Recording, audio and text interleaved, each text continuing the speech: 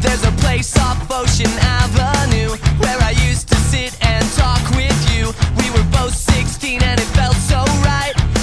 Hello, I'm Sean Mackin from Yellowcard, and you're watching Under the Gun TV. Dude, Warped Tour is fantastic. I think Yellowcard was built for it, and it was just a wonderful combination of friends and good music and sweaty hangs. All right, so let's look back at last year. You guys released Ocean Avenue Acoustic in 2013, which was 10 years later for that record. Tell us about the process of like redeveloping it and doing it acoustic, what changes you made, and why you decided to, instead of just doing like a tour based around it, but to re-release the record in a different form.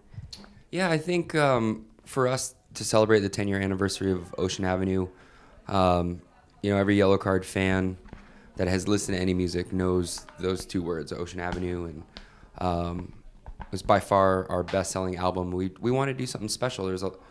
We're kind of at the tail end of the anniversary tours, and we were revisiting the idea of just a tour.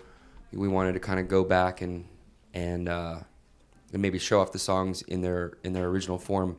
Most of Yellowcard music gets written acoustically, so we thought we'd put this together. We did work with Hopeless, did a full studio production, so it wasn't just doing vocals in the bathroom or whatever. So yeah. And it's just we spent just about 5 weeks on it. We wanted to give our fans, something else, reimagined a few songs, and everyone, the response was great. But the tour, just kind of to celebrate the 10 years of Ocean Avenue, it just couldn't be better for us. Yeah. It's a good time to be in Yellowcard.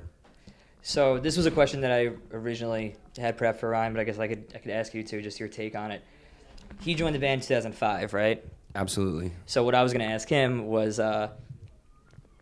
Ocean Avenue was released before 2005. So obviously he'd been playing all those songs for years, and I thought, it's probably kind of cool that finally he got to go back into the studio and help re-record this record and kind of put his input in and stuff like that. So was it cool to get the other guys involved that weren't there when the record was initially, written? Yeah, I think Ryan Mendez, he's actually his tenure with Yellowcard has been longer than our original guitar player. Yeah. And he's very much a part of this band and came in and sort of saved us in a very dark time.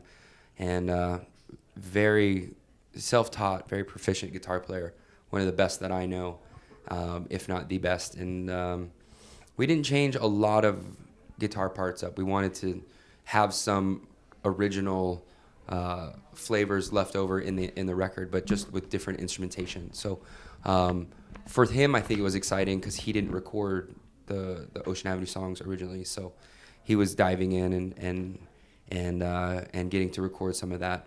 For me, it was just going back and remembering.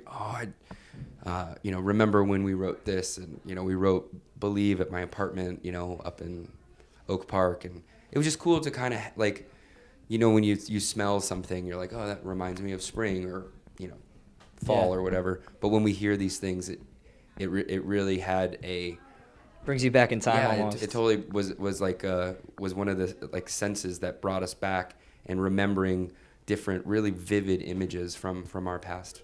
Cool. So you announced in March that you guys signed with Razor and Tie Records, and you have a new record coming in 2014.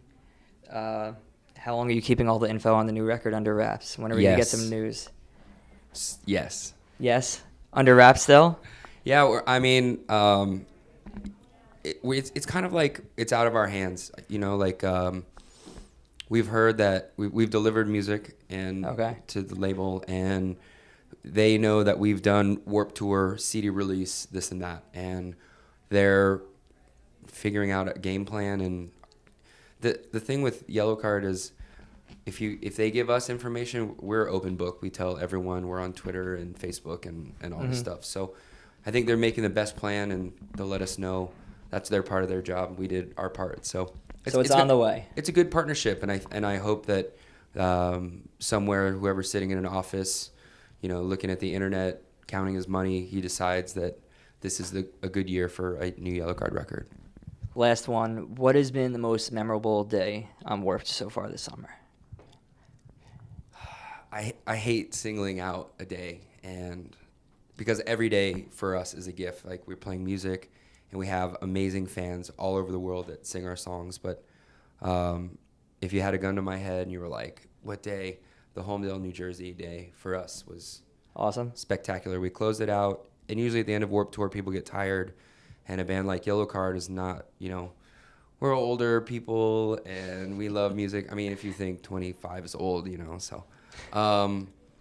But it seemed like everyone was watching us, and we have bad luck occasionally. Like, there'd be a big crowd assembled, and like something won't work, and it'll just kind of kill the vibe. But everything was firing that day. We got great sound guy. I can tell the kids are really enjoying their sound that he creates for us, and our on stage guys, they were just on point, and it just seemed like nothing could go wrong, and it didn't. And I was very open about it on Twitter. I was like, this is one of the top 3 shows in my whole life. So Awesome. Homedale, New Jersey, you guys were the bee's knees. So thanks y'all for hanging out. You've been watching Under the Gun TV, and check us out at yellowcardrock.com. Keep your ear to the ground for some new music.